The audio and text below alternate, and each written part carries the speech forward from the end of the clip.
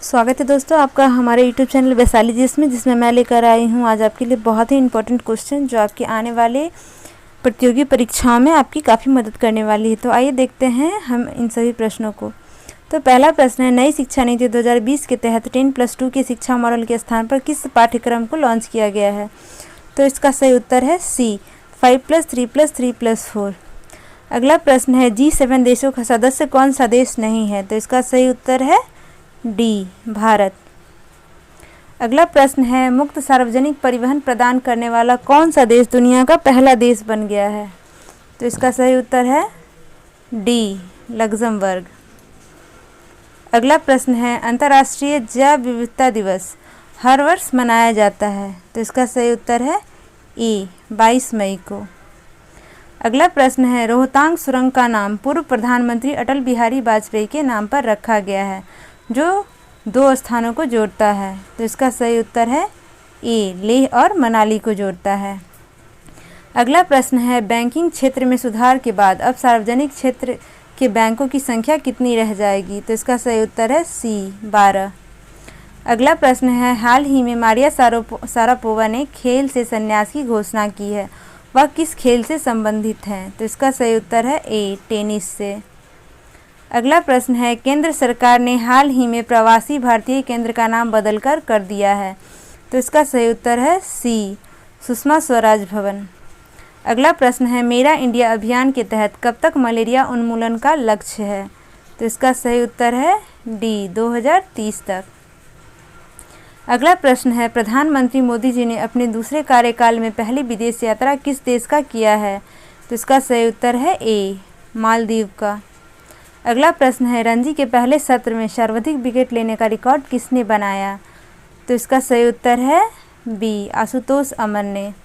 अगला प्रश्न है, किस राज्य में हाल ही में FIR आपके द्वार योजना की शुरुआत हुई है? तो इसका सही उत्तर है सी, मध्य प्रदेश। अगला प्रश्न है, किस राज्य की सरकार ने हाल ही में कोरोना महामारी से सुरक्षा हेतु आयुष कवच नामक ऐप लॉन्च किया है? तो इसका सही उत्तर है बी, उत्तर प्रदेश। अगला प्रश्न है, मददगार हेल्पलाइन हाल ही में खबरों में थी, मददगार हेल्पलाइन किसके द्वारा चलाई जाती है? तो इसका सही उत्तर है सी, केंद्रीय रिजर्व पुलिस बल द्वारा। अगला प्रश्न है, निम्नलिखित में से किस राज्य में देश का पहला स्मॉग टावर स्थापित किया गया है? तो इसका सही उत्तर है ए, दिल्ली में। अगला प्रश्न है, हाल ही में काला पानी क्षेत्र का मुद्दा खबरों में था, यह मुद्दा भारत और किस देश के बीच का है? तो इसका सही उत्तर है बी, नेपाल। भारत और नेपाल के बीच का यह मुद्दा है। अगला प्रश्न है, बिग बैंग सिद्धांत निम्नलिखित के उद्भव की व्याख्या करता है? तो इसका सही उत्तर है सी, ब्रह्मांड। अगला प्रश्न है, सूर्य की परिक्रमा के दौरान पृथ्वी सूर्य से निम्नतम दूरी पर होती है? तो इसका सही उत्तर है डी, जनवरी महीने में। इस समय पृथ्वी से सूर्य की दूरी 9.15 करोड़ मील होती है। अगला प्रश्न है, एक मिश्र धातु जर्मन सिल्वर में तांबे और जस्ते का अनुपात 21:16 था, जबकि निकील और जस्ते का अनुपात 7:24 था। मिश्र धातु में तांबा, जस्ता, निकील का अनुपात क्या था? तो इसका सही उत्तर है बी, 63:48:14। अगला प्रश्न है, एस्टेरॉयड बेल्ट की उपस्थिति किन 2 ग्रहों के मध्य है? तो इसका सही उत्तर है डी, बृहस्पति और मंगल के बीच। अगला प्रश्न है, कौन सा देशांतर प्रधान यामोत्तर के साथ मिलकर ग्लोब पर बृहद वृत्त का निर्माण करता है? तो इसका सही उत्तर है डी, 180 डिग्री देशांतर। अगला प्रश्न है, संचार उपग्रहों में पृथ्वी के स्टेशन से सिग्नल ग्रहण करके विभिन्न दिशाओं में भेजने वाला यंत्र है? तो इसका सही उत्तर है सी, ट्रांसपॉन्डर। अगला प्रश्न है, भूपटपटी पर द्रव्यमान प्रतिशत के रूप में कौन सा एक सर्वाधिक मात्रा में पाया जाता है? तो इसका सही उत्तर है बी, ऑक्सीजन। भूपटल पे ऑक्सीजन की मात्रा 46.80% है। अगला प्रश्न है, निम्नलिखित में कौन घास का मैदान नहीं है? तो इसका सही उत्तर है ए, सिलवास, बाकी सब घास के मैदान हैं। अगला प्रश्न है, निम्नलिखित में कौन सी दक्षिण अटलांटिक महासागर की शीतल धारा है? तो इसका सही उत्तर है बी, बेंगुला धारा। अगला प्रश्न है, कथन ए, भूमध्य रेखा के निकट के क्षेत्रों में वर्ष भर वर्षा होती है। कारण आर, भूमध्य रेखा के निकट अधिकांश अपराह्नों में उच्च ताप और उच्च आर्द्रता के कारण संवहनी वर्षा होती है। ऊपर के दोनों वक्तव्यों के संदर्भ में निम्नलिखित में कौन सा सही है? तो इसका सही उत्तर है ए और आर दोनों सही हैं और आर ए का सही स्पष्टीकरण है। अगला प्रश्न है, निम्नलिखित में कौन संसार की सबसे बड़ी पोतवाहक नहर है? तो इसका सही उत्तर है डी, स्वेज नहर। स्वेज नहर का निर्माण 1869 ईस्वी में हुआ था। अगला प्रश्न है, संपूर्ण विश्व के क्षेत्रफल में भारत की भागीदारी लगभग है। तो इसका सही उत्तर है बी, 2.40%। अगला प्रश्न है, निम्नलिखित में कौन सी नदी 3 बार 2 धाराओं में विभक्त हो जाती है और कुछ मील आगे जाकर पुनः मिल जाती है और इस प्रकार श्रीरंगपट्टनम, शिव समुद्रम और श्रीरंगम के द्वीपों का निर्माण करती है? तो इसका सही उत्तर है ए, कावेरी नदी। कावेरी नदी को हम दक्षिण भारत का गंगा भी कहते हैं। अगला प्रश्न है, किस प्रकार की मिट्टी अधिकतम पानी संजोए रखती है? तो इसका सही उत्तर है सी, चिकनी मिट्टी। मिट्टी का अध्ययन हम पेडोलॉजी में करते हैं। अगला प्रश्न है, लहसुन में विशिष्ट गंध का कारण है? तो इसका सही उत्तर है सी, सल्फर यौगिक। सल्फर यौगिक के कारण ही लहसुन में विशिष्ट गंध होती है। अगला प्रश्न है, स्टॉक फार्मिंग है? तो इसका सही उत्तर है बी, पशुओं का प्रजनन। अगला प्रश्न है, 1 हेक्टेयर बराबर कितना एकड़ होता है? तो इसका सही उत्तर है ए, 2.47 एकड़। अगला प्रश्न है, विश्व पर्यावरण दिवस किस तारीख को मनाया जाता है? तो इसका सही उत्तर है सी, 5 जून को। अगला प्रश्न है, प्रकाश संश्लेषण द्वारा ऊर्जा का कितना प्रतिशत भाग रासायनिक ऊर्जा में परिवर्तित हो जाता है? तो इसका सही उत्तर है ए, 1 से 2% भाग। प्रकाश संश्लेषण द्वारा ऊर्जा का 1 से 2% भाग रासायनिक ऊर्जा में परिवर्तित हो जाता है। अगला प्रश्न है, मोटर वाहनों से निकलने वाले निम्नलिखित में कौन सी एक मुख्य प्रदूषक गैस है? तो इसका सही उत्तर है बी, कार्बन मोनोऑक्साइड का अणुसूत्र CO है। CO गैस का प्रयोग फॉस्जीन गैस बनाने में, मिथाइल अल्कोहल व सोडियम फॉर्मेट बनाने में किया जाता है। अगला प्रश्न है, नीचे दिए गए पौधों और उनके खाद्य भाग के युग्मों में कौन सा सही सुमेलित नहीं है? तो इसका सही उत्तर है सी, आलू मूल। आलू मूल युग्म सुमेलित नहीं है, आलू कंद है। अगला प्रश्न है, किस पदार्थ के ऑक्सीकरण से सर्वाधिक ऊर्जा प्राप्त होती है? तो इसका सही उत्तर है सी, वसा। 1 ग्राम वसा से 9.3 किलो कैलोरी ऊर्जा उत्पन्न होती है। अगला प्रश्न है, हीमोग्लोबिन के बारे में निम्नलिखित कथनों पर विचार कीजिए। तो इसका सही उत्तर है डी, 1, 2 और 4। 1, यह रक्त में ऑक्सीजन का संचार करता है। 2, यह लौहयुक्त यौगिक है और 4, यह रक्त को लाल रंग प्रदान करता है। अगला प्रश्न है, निम्नलिखित में कौन सा एक सुमेलित नहीं है? तो इसका सही उत्तर है डी, सेल्सियस। सेल्सियस ऊष्मा की इकाई नहीं है। अगला प्रश्न है, निम्न में कौन सा बल क्षयकारी बल है? तो इसका सही उत्तर है बी, घर्षण बल। घर्षण बल सदैव वस्तु के गति की दिशा के विपरीत होती है। अगला प्रश्न है, कथन ए, तांबे के एक टुकड़े को तथा कांच के एक टुकड़े को एक ही तापमान पर गर्म किया गया, उसके बाद स्पर्श करने पर तांबे का टुकड़ा कांच के टुकड़े की अपेक्षा अधिक गर्म लगता है। कारण आर, तांबे का घनत्व कांच के घनत्व से अधिक होता है। तो इसका सही उत्तर है बी, ए और आर दोनों सही है और आर ए का सही स्पष्टीकरण नहीं है। अगला प्रश्न है, कणों के द्वारा हीट ट्रांसफर की क्रिया को कहते हैं? तो इसका सही उत्तर है बी, कंडक्शन।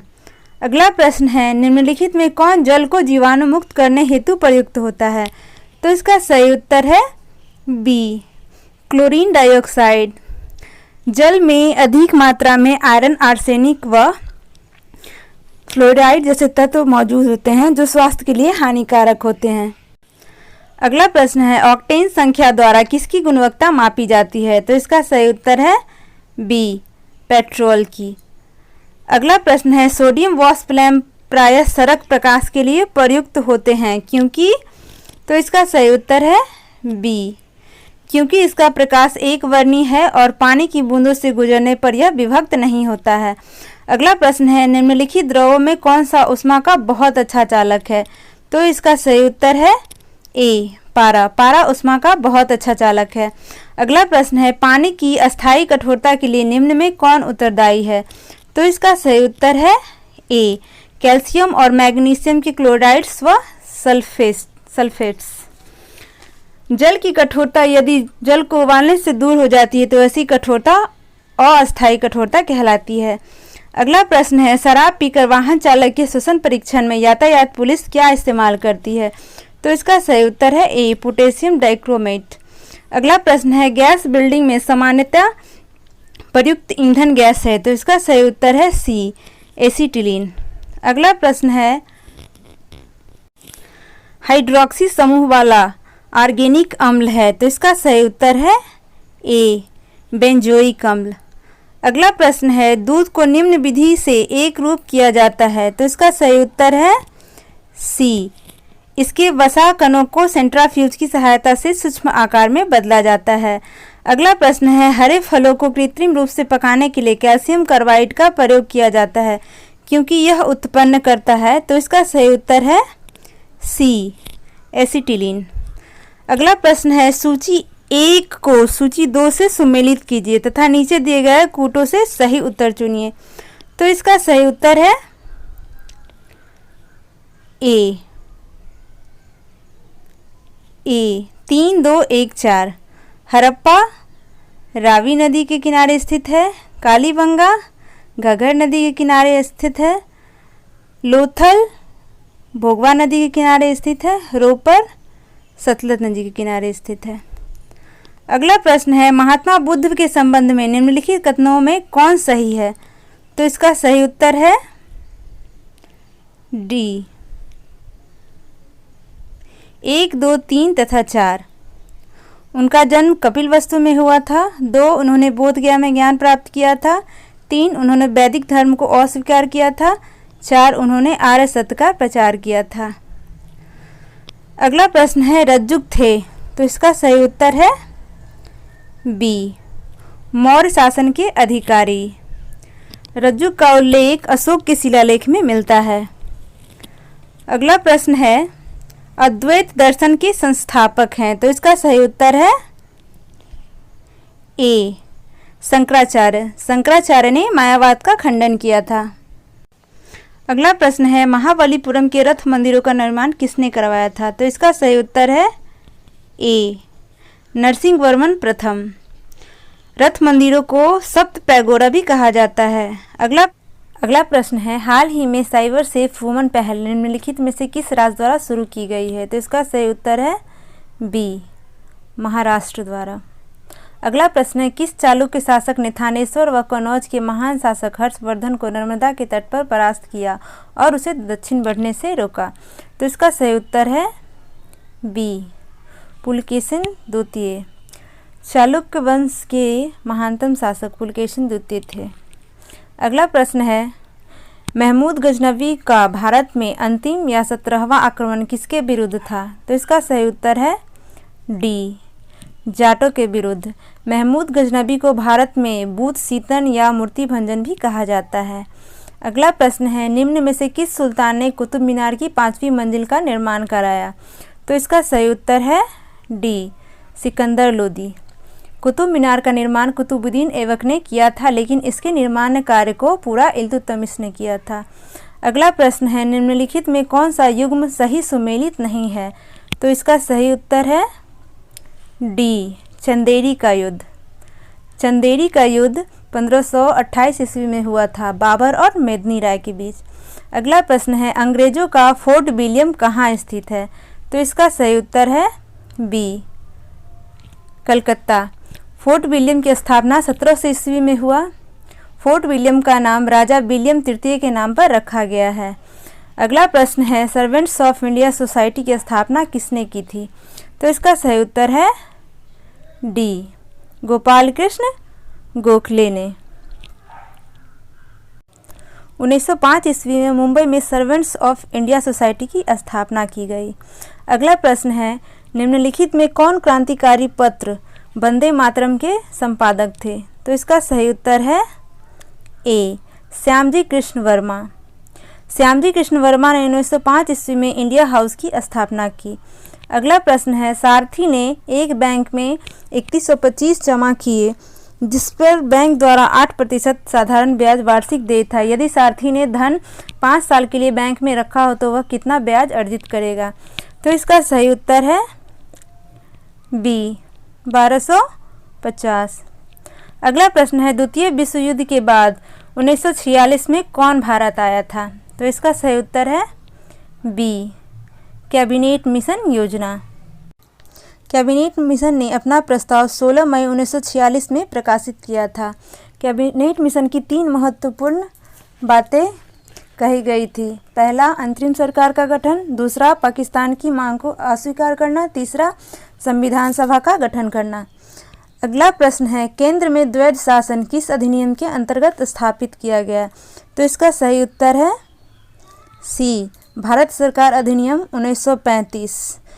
1935 के शासन एक्ट द्वारा राज्यों में द्वैध शासन लागू किया गया। अगला प्रश्न है भारत एक गणतंत्र है, इसका अर्थ है? तो इसका सही उत्तर है सी भारत में वंशानुगत शासन नहीं है।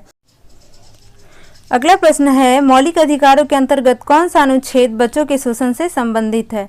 तो इसका सही उत्तर है डी अनुच्छेद 24। अनुच्छेद 24 में यह लिखा गया है कि 14 वर्ष से कम उम्र के बच्चों को खतरनाक कार्यों में नहीं लगाया जा सकता है।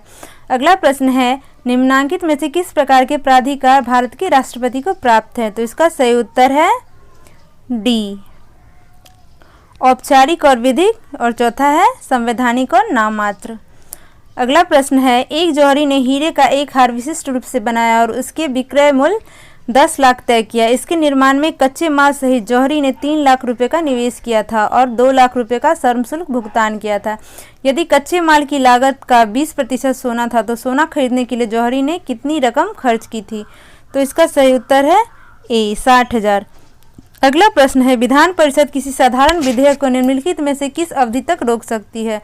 तो इसका सही उत्तर है बी 4 माह तक। अगला प्रश्न है जिस समिति ने लोकतांत्रिक विकेंद्रीकरण और पंचायत राज की सिफारिश की उसके सभापति कौन थे? तो इसका सही उत्तर है डी बलवंत राय मेहता। बलवंत राय मेहता समिति पंचायती राज पर 1957 में बनाया गया था।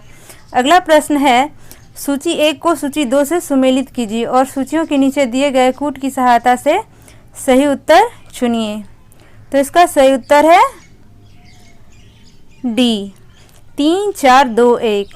अनुच्छेद 14 समानता का अधिकार, अनुच्छेद 36 नीति निर्देशक तत्व, अनुच्छेद 74 मंत्रिपरिषद, अनुच्छेद 368 संशोधन की प्रक्रिया।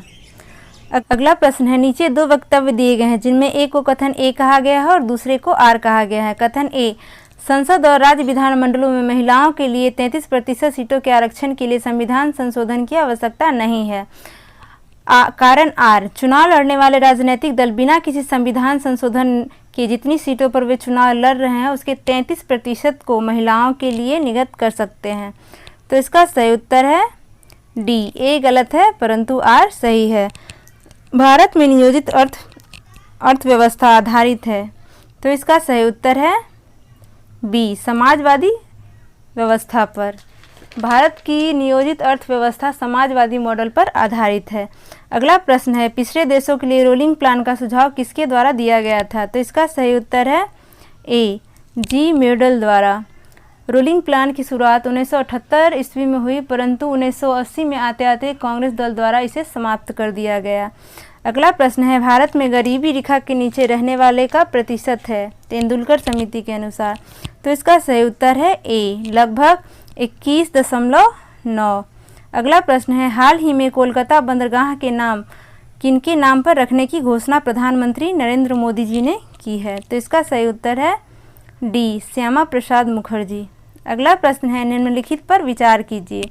1 जनता के पास मुद्रा, 2 बैंकों के पास मांग जमा, 3 बैंकों के पास समय जमा। इनमें से कौन कौन से भारत में व्यापक धन M3 में शामिल है?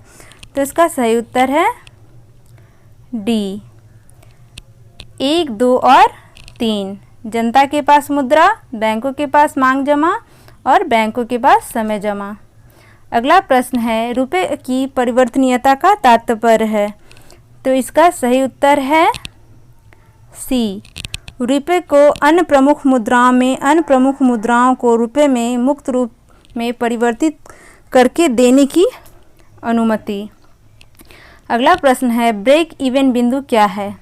तो इसका सही उत्तर है सी, वह स्थिति जब फर्म को न लाभ हो और न हानि। अगला प्रश्न है निम्नलिखित खेलों में से प्रत्येक पक्ष में खिलाड़ियों की संख्या किस खेल में सर्वाधिक होती है? तो इसका सही उत्तर है सी, रग्बी फुटबॉल। रग्बी फुटबॉल के प्रत्येक पक्ष में 15 खिलाड़ी होते हैं। अगला प्रश्न है बैंकिंग वातावरण में प्रयोग होने वाले टर्म एनपीए का पूरा नाम क्या है? तो इसका सही उत्तर है सी, नॉन परफॉर्मिंग एसेट्स। अगला प्रश्न है प्रसिद्ध भारतीय वैज्ञानिक सीवी रमन के रमन इफेक्ट खोज के दिन को विज्ञान दिवस के रूप में मनाया जाता है। यह निम्न में से किस तिथि को मनाया जाता है? तो इसका सही उत्तर है बी, 28 फरवरी को। रमन इफेक्ट के लिए सीवी रमन को 1930 ईस्वी में नोबेल पुरस्कार दिया गया था। अगला प्रश्न है महात्मा गांधी ने अपनी आत्मकथा मूलतः किस भाषा में लिखी थी? तो इसका सही उत्तर है बी, गुजराती में। अगला प्रश्न है प्रतिष्ठित टॉयलर पुरस्कार किस क्षेत्र में विशिष्ट योगदान हेतु प्रदान किया जाता है? तो इसका सही उत्तर है डी, पर्यावरण सुरक्षा। अगला प्रश्न है खेलो इंडिया यूथ गेम्स के तीसरे संस्करण में कौन से राज्य ने प्रथम स्थान प्राप्त किया है? तो इसका सही उत्तर है बी, महाराष्ट्र। अगला प्रश्न है किस राज्य केंद्र शासित प्रदेश में दुनिया का सबसे ऊंचा रेलवे पुल बनाया जा रहा है? तो इसका सही उत्तर है बी, जम्मू कश्मीर। अगला प्रश्न है विश्व प्रसिद्ध मयूर सिंहासन मुगलों के किस भवन में रखा गया था? तो इसका सही उत्तर है डी, दिल्ली के लाल किले का दीवाने-आम। मयूर सिंहासन बादल खां द्वारा बनाया गया। अगला प्रश्न है 20 रुपये के नोट पर निम्नलिखित में से किस राष्ट्रीय उद्यान की छवि है? तो इसका सही उत्तर है ए, माउंट हैरियट। अगला प्रश्न है तारापुर परमाणु ऊर्जा संयंत्र की स्थापना किस देश की सहायता से की गई थी? तो इसका सही उत्तर है ए, संयुक्त राज्य अमेरिका। अगला प्रश्न है दूध की कीमत 20% बढ़ गई है, व्यय का उतना ही रखने के लिए वर्तमान उपभोग में कितनी कमी करनी होगी? तो इसका सही उत्तर है डी, 16.2/3%। अगला प्रश्न है निम्नलिखित में से किस वैश्विक कंपनी का वी थिंक डिजिटल साक्षरता कार्यक्रम है? तो इसका सही उत्तर है ए, फेसबुक। अगला प्रश्न है विशेष आहरण अधिकार किससे संबंधित है? तो इसका सही उत्तर है डी, अंतर्राष्ट्रीय मुद्रा कोष। एसटीआर को गोल्डन पेपर भी कहा जाता है। अगला प्रश्न है सन 2011 के जनगणना के अनुसार बिहार के किस जिले में महिला साक्षरता दर सबसे अधिक है? तो इसका सही उत्तर है डी, रोहतास। भारत के सर्वाधिक पुरुष और महिला साक्षरता वाला राज्य केरल है। अगला प्रश्न है बिहार पंचायती राज अधिनियम 2006 के अंतर्गत त्रिस्तरीय पंचायतों के स्थानों या पदों के सभी कोटियों में महिलाओं के लिए कितने प्रतिशत आरक्षण की व्यवस्था की गई है? तो इसका सही उत्तर है बी, 50%। बिहार भारत का प्रथम राज्य है जो पंचायती राज और नगरपालिका के 50% आरक्षण महिलाओं को दिया गया है। दोस्तों अगर आपको हमारा वीडियो अच्छा लगा हो तो लाइक और सब्सक्राइब करना ना भूलें। Thank you.